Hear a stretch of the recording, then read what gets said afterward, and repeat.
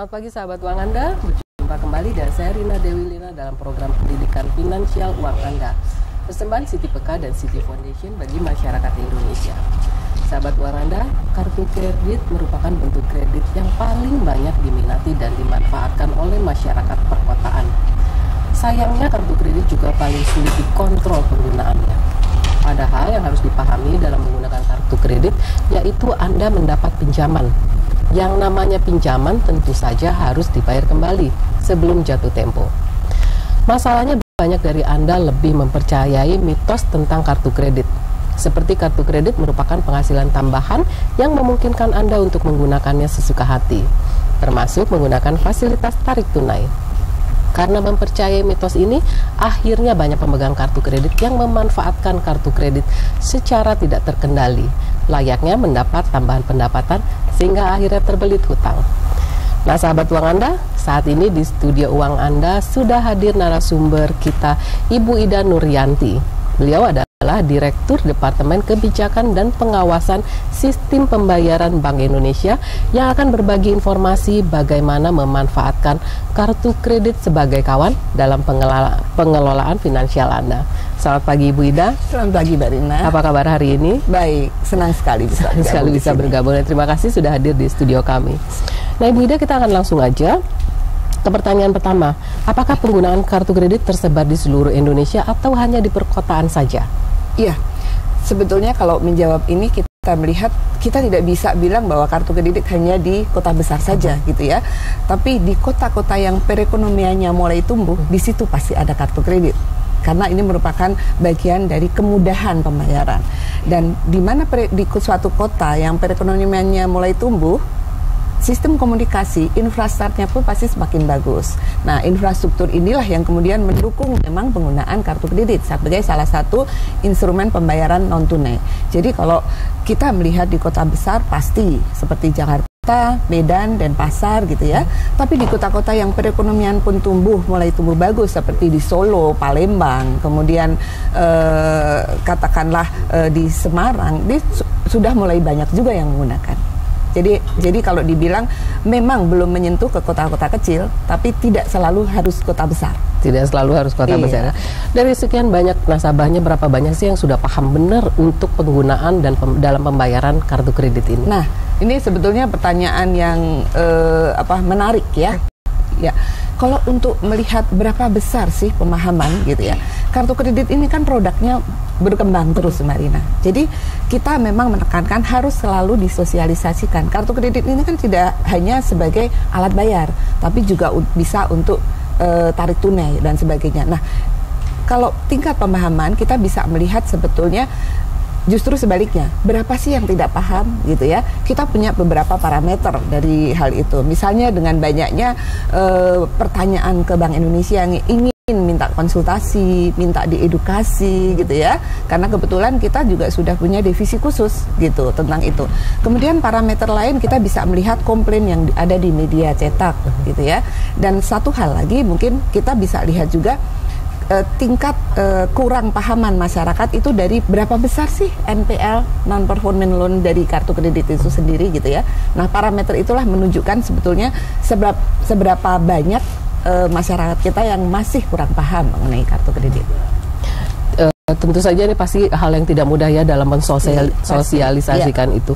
Nah dari apa yang sudah disosialisasikan masih berapa besar kredit macet atau tadi ya, NPL tadi? Ya.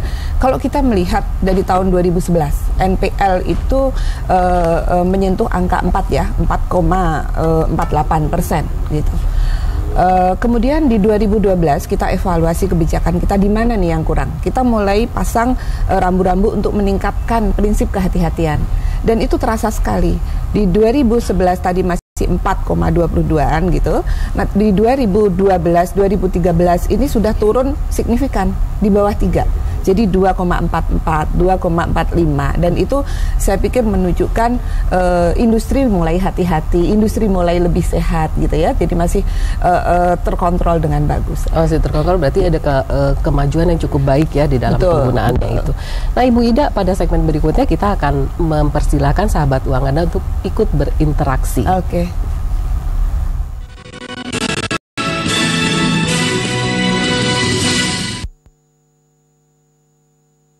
masih ada yang mencintaimu. Jangan lupa saksikan konser LCLD Lomba Cipta Lagu Dangdut tanggal 29 April hari Selasa jam 9 malam. Jangan lupa saksikan siaran langsung konser LCLD bersama kami hanya di TVRI. Jangan lupa hanya di TVRI.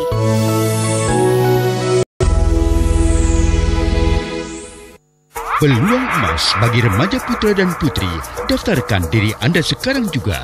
Ikuti pemilihan Indonesia Top Model 2014. Jadilah peragawan-peragawati handal Indonesia. Audisinya berlangsung di 34 provinsi mulai bulan April hingga Agustus 2014. Keterangan lengkap bisa Anda lihat di www.indonesiatopmodel-yapmi.com.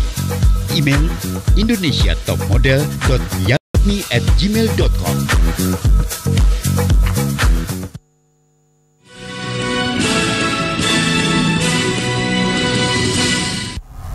Nah, baiklah sahabat uang Anda, kini saatnya saya membuka segmen interaktif di nomor di bawah ini.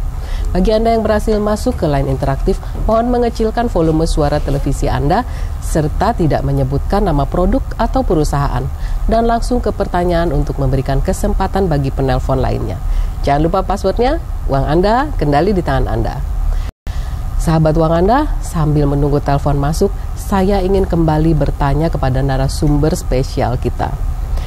Nah, Ibu, apa sih yang sudah dilakukan Bank Indonesia melihat tingginya angka kredit macet, walaupun tadi ya sudah menurun, masih ada sosialisasi apa lagi yang dilakukan untuk itu? Iya, pertama mungkin saya ingin sampaikan bahwa NPL secara industri itu masih pada tingkat yang wajar ya, karena kita punya indikator 5%. Jadi kalau misalnya sekarang rata-rata per bulan itu hanya 3,3 gitu ya, itu masih dalam kondisi yang normal gitu. Namun demikian kita inginnya kan NPL itu ditekan serendah mungkin.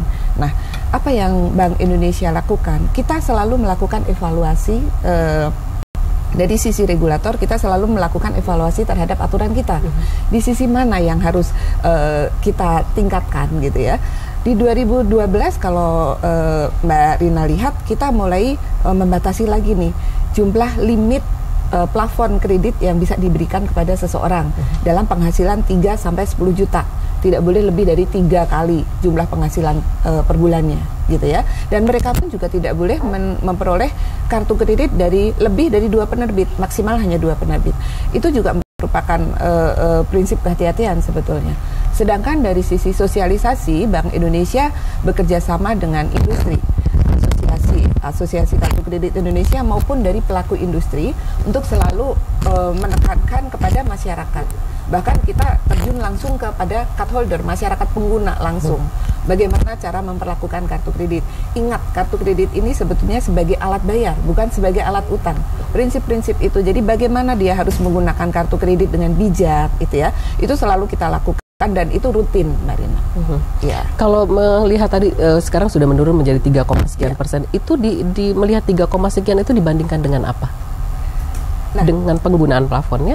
Iya, betul. Dengan total volume transaksi kartu kredit sendiri gitu ya. Kalau di tahun 2013 itu kita punya 19 triliun per tahunnya. Itu kartu kreditnya cuma sekitar 1, berapa miliar. Jadi kecil lah. Masih sedikit ya. Kita angkat dulu teleponnya. Halo, selamat pagi uang Anda. Selamat pagi, Bu. Selamat pagi, dari mana?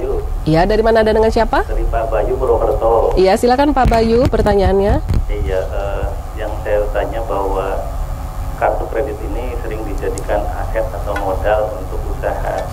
Nah, berbagai kalangan sering mengadakan seminar seperti itu. Itu sebenarnya betul atau memang ada trik sendiri untuk bisa menjadikan kartu kredit sebagai modal usaha seperti itu, Bu? Terima kasih. Ya, terima kasih atas pertanyaannya. Nah, Pak Bayu. Ya, baik. Terima kasih, Pak. Sebetulnya gini, inilah yang kita harus tekankan, bahwa kartu kredit itu adalah alat bayar, bukan alat untuk hutang. Jadi jangan sampai yang sebetulnya kita tidak punya kekuatan untuk membeli, kemudian atau berinvestasi, kemudian kita membeli atau berinvestasi dengan kartu kredit. Ingat bahwa kartu kredit ini ada bunga yang harus dibayar. Nah, kalau misalnya kita tidak cermat dalam menggunakan kartu kredit gitu ya, katakanlah seperti Bapak sampaikan tadi untuk investasi, belum tentu investasi dalam jangka waktu tertentu menguntungkan. Tapi kalau kartu kredit itu tidak dibayar secara lunas pada saat tagihan datang, bunga itu akan terus berjalan. Nah, ini mungkin yang masyarakat harus pahami, jangan sampai terjadi gitu. Sebetulnya kartu kredit itu bijaknya hanya digunakan sebagai sarana untuk mempermudah transaksi pembayaran saja, ya? Apabila kita tidak siap dengan uang tunai pada saat itu, atau memang kita sulit untuk membawa uang tunai dalam jumlah yang besar. Oke, baik, kita angkat dulu teleponnya. Halo, selamat pagi Uang Anda. Selamat pagi. Halo. Ya, selamat pagi. Selamat pagi Uang Anda. Ya, dari mana dan dengan siapa? Iya, Sanusi Kaplale di Pemulang. Ya, silakan Pak Sanusi. Waalaikumsalam Ibu Ida. Waalaikumsalam Pak Sanusi. Ya, jadi saya setuju sekali karena sosialisasi pemahaman kartu kredit atau money plastik ini ya terus dikembangkan Ibu, karena Bank Indonesia sebagai bankers. Baik, Pak Sanusi silakan langsung ke pertanyaannya. Pertanyaan saya begini. Ya. Tadi Ibu Ida sudah mengatakan NPL-nya kan semakin kecil dari 4,8 sampai kepada 2,55. Ini bagus.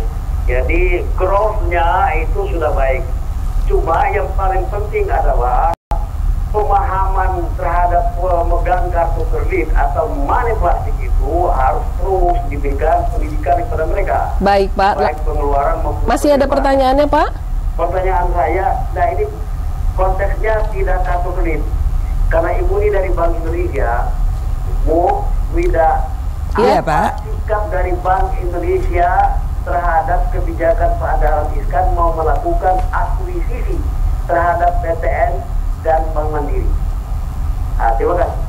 Oh ya, baik, terima kasih atas pertanyaannya Pak Sanusi. Ibu kalau mau mungkin ini tidak sesuai dengan topik, kalau Ibu mau jawab silakan. Ya, mungkin saya akan tanggapin yang tadi ya, yang edukasi ya, karena kalau yang nomor 2 mungkin nanti ada sesi khusus lain ya Mbak Rina ya. Pak Sanusi, jadi betul sekali Pak. Bahkan mungkin ini perlu juga diketahui oleh masyarakat bahwa Bank Indonesia mulai tanggal 1 Agustus kita sudah punya divisi pelindungan konsumen. Dari manapun, dari wilayah manapun di Indonesia ini bisa mengakses langsung dengan 500-131. Nah, itu di situ masyarakat bisa tidak hanya komplain terhadap penggunaan kartu kredit ataupun instrumen pembayaran non tunai, tapi juga untuk edukasi. Jadi kalau misalnya pengen tahu apa sih itu kartu kredit, apa sih itu kartu debit, apa sih itu uang elektronik, silahkan datang ke Bank Indonesia. Terus kalau misalnya masyarakat ingin gimana ya, saya nih penghasilan segini, sebaiknya saya ambil kartu kredit apa tidak? Nah, itu sudah mengarah ke konsultasi. Silahkan datang ke Bank Indonesia.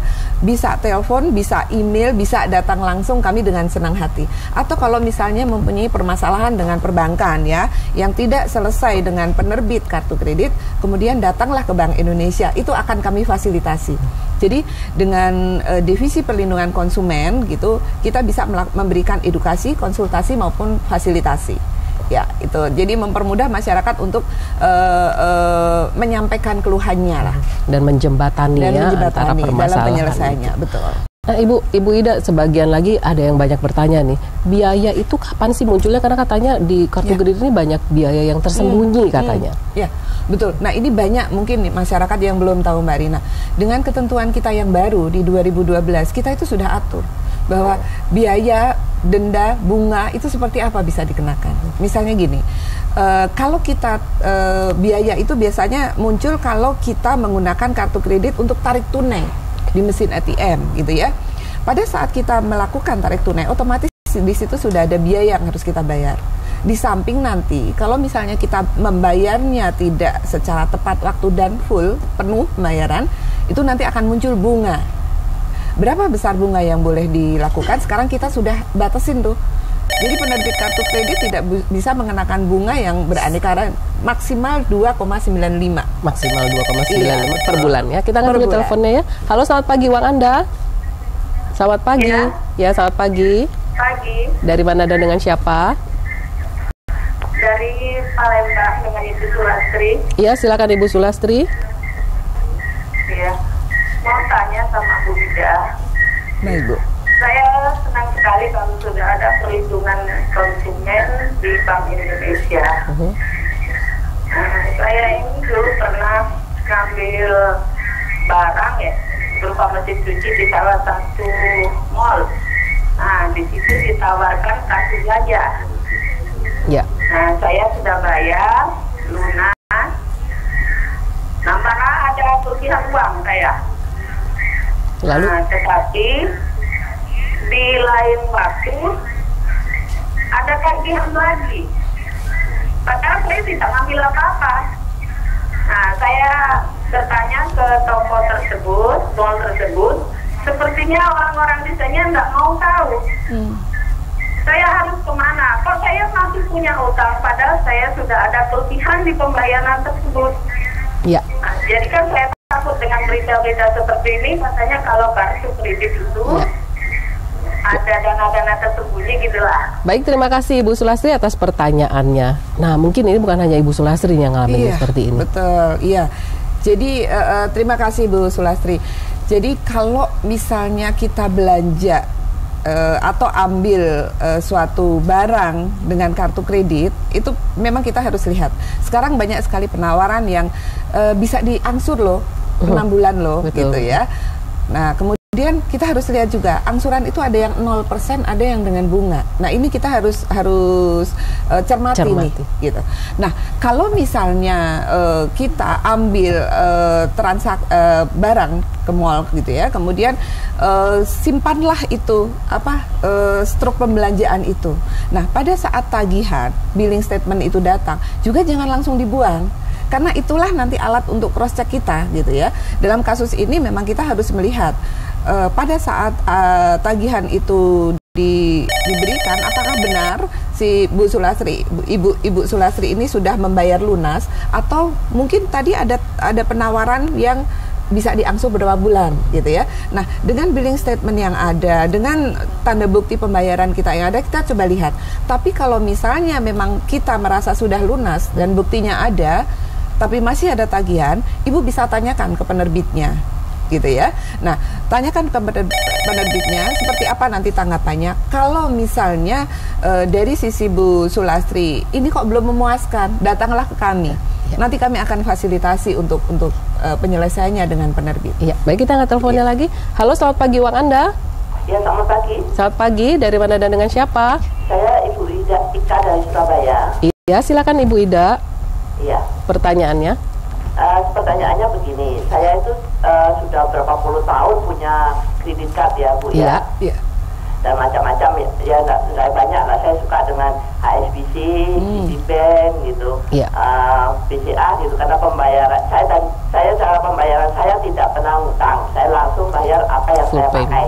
Iya. Iya toh. Pertanyaannya Bu? Ya. Pertanyaannya? Ya, suatu hari saya ditawarin oleh Bank Mega.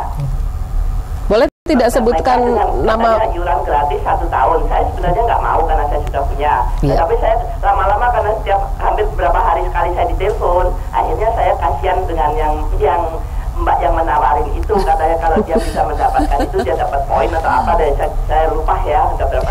Nah, itu akhirnya saya mau. Nah, setelah dapat, saya aktifkan, saya pakai waktu itu Bank Mega itu kalau beli es krim di Baskin Robbins. Iya. Ternyata nggak bisa, katanya belum dibuka. Oke. Terus waktu itu diteleponkan sama karyawannya Bank. Langsung ke pertanyaannya saja, Ibu. Karyawannya es krim itu. Iya. Ibu, kami sudah menangkap pertanyaannya. Terima kasih atas pertanyaannya Ibu Ida. Kita akan mengambil teleponnya lagi. Halo, selamat pagi, uang Anda. Halo pagi. Selamat pagi, Ibu. Dari mana dan dengan siapa? Mohon televisinya, volume televisinya dikecilkan, Ibu. Dengan Ibu Adi Medan, Bu. Iya, Ibu Adi, silakan. Volume televisinya boleh dikecilkan, Bu? Iya. Iya. Silakan pertanyaannya. Saya salah satu nasabah bank pengguna kartu kredit. Cuma permasalahannya, Bu, saya itu udah menutup kartu kredit, tapi ternyata beberapa bulan kemudian itu ada lagi tagihan yang muncul. Biasanya saya pernah kena di Mandiri ya, Bank Mandiri. Saya udah tutup tahun 2005, ternyata 2013 muncul lagi tagihan itu sekitar 15-an juta. Ternyata waktu di cross check itu katanya ada biaya yang belum terbayar biaya matre sama ada biaya kartu, dan itu dibunga-bungakan sampailah saya kena kemarin 15 juta. Saya tahunya itu waktu ketika saya akan mau ada kredit bank ya ke BII untuk kredit rumah. Oke, baik Ibu, terima kasih Ibu pertanyaannya. Kami sudah menangkap pertanyaan dari Ibu Ade. Ya, kita jawab dulu pertanyaannya dari Ibu Ida nih Bu. Iya.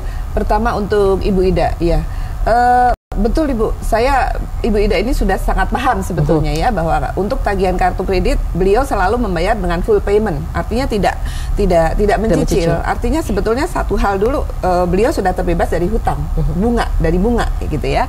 Nah, masalahnya adalah pada saat tadi belum begitu selesai dia tadi sudah mengaktifkan tapi tidak bisa dipakai lagi. Itu Bu Adi. Ibu Ida. Ibu Ida. Kalau sudah mengaktifkan, memang gini, kartu kredit baru itu memang dari ketentuan Bank Indonesia itu ada aturan yang kartu itu harus diaktifasi dulu sebelum digunakan. Mengapa demikian? Karena ini untuk mencegah supaya kartu itu tidak digunakan oleh pihak yang memang tidak berwenang gitu kan. Bayangkan kalau misalnya kartu kredit itu nggak ada proses aktivasi dalam penggunaannya, jangan-jangan mohon maaf kartu kredit itu diterima oleh seseorang di rumah yang bukan card holder, kemudian dipakai langsung bisa. Nah, itu bahaya sekali. Jadi memang kartu itu harus diaktifkan sendiri dulu baru bisa digunakan. Gitu.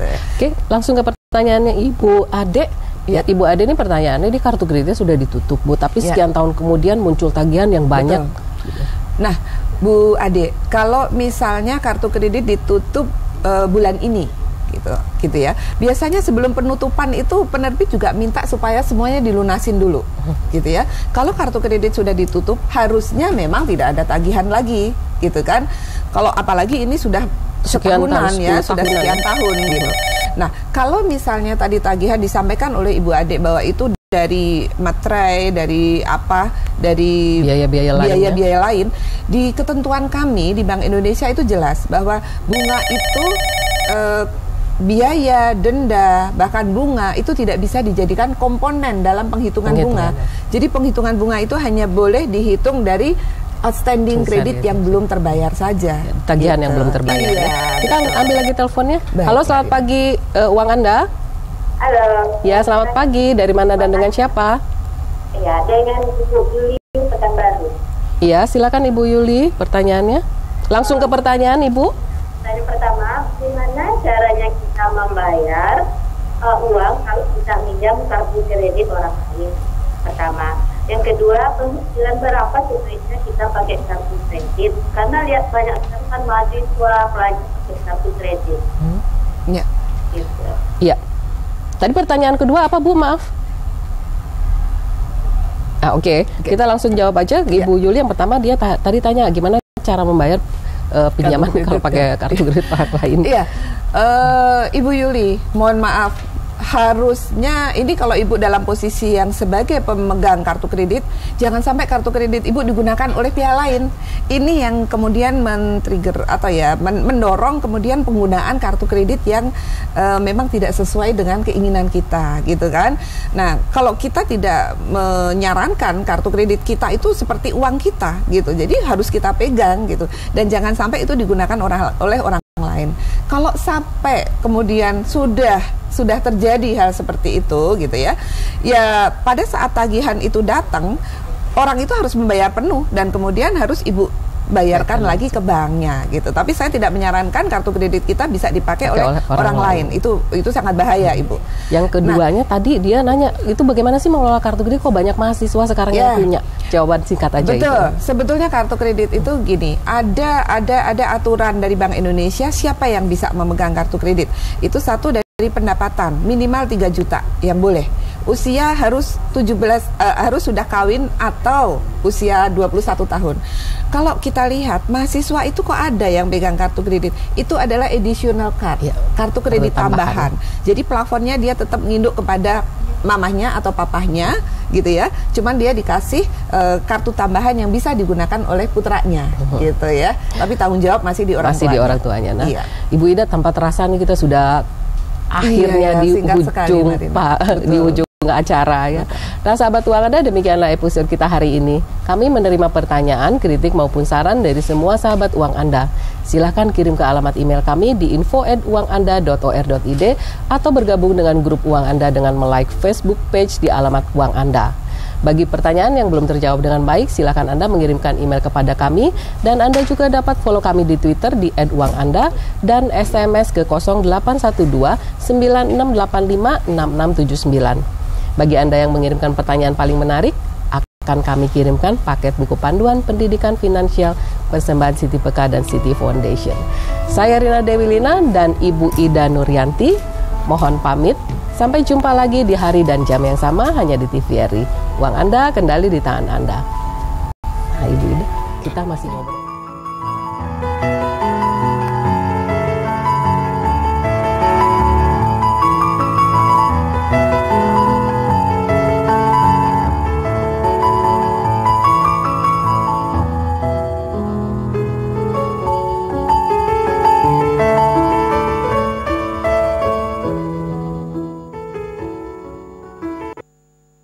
Acara ini dipersembahkan oleh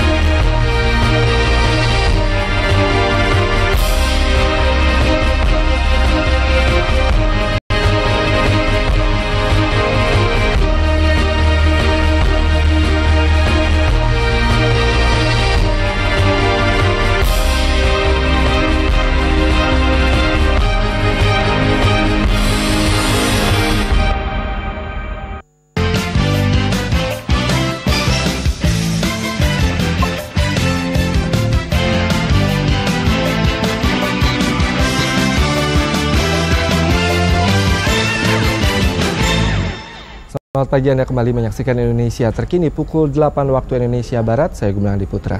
Saudara, hasil penelitian Badan Lingkungan Hidup Daerah Istimewa Yogyakarta menunjukkan angka BOD sungai di Yogyakarta berada di atas ambang batas yang ditetapkan. Pemerintah berupaya menurunkan angka tersebut secara bertahap dan mengajak masyarakat berpartisipasi untuk menjaga kebersihan sungai.